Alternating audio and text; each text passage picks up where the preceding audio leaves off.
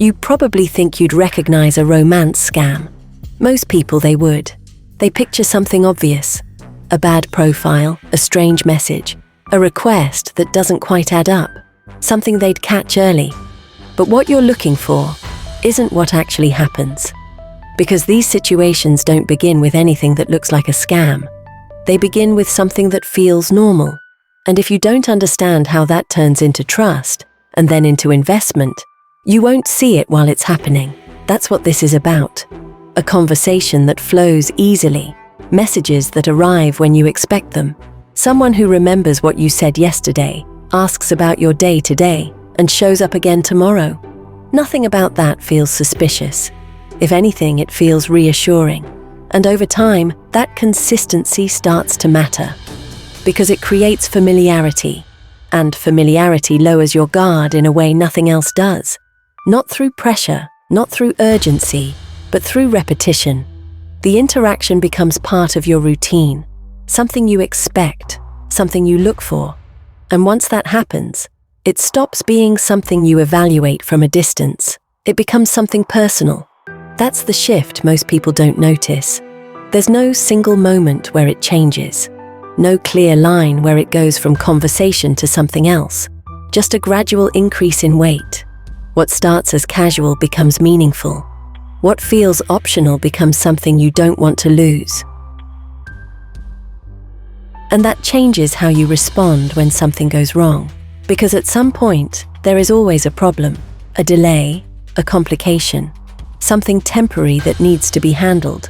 And when that appears, it doesn't feel like a warning sign. It feels like a situation. The request, when it comes, is usually small. It fits the context. It makes sense based on everything you've experienced so far. Helping doesn't feel like risk. It feels appropriate. It feels like what you would do. And that's where the dynamic changes. Because now there's investment, emotional first, and then, almost without noticing, financial. Once that happens, stepping back becomes harder than continuing. Not because there's no doubt, but because doubt has to compete with everything that already feels real. The conversations, the consistency, the sense that this person knows you. So instead of rejecting what doesn't quite fit, the mind does something more comfortable. It explains it. It fills in the gaps. It smooths over the inconsistencies. It protects the version of events that makes sense.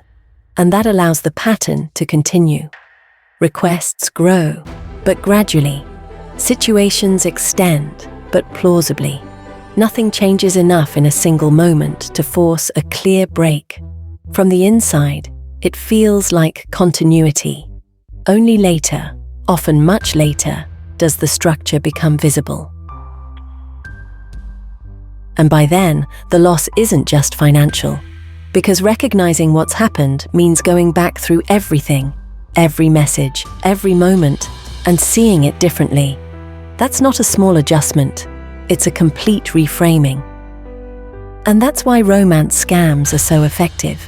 Not because people aren't paying attention, but because they are responding to something that feels consistent, structured, and human.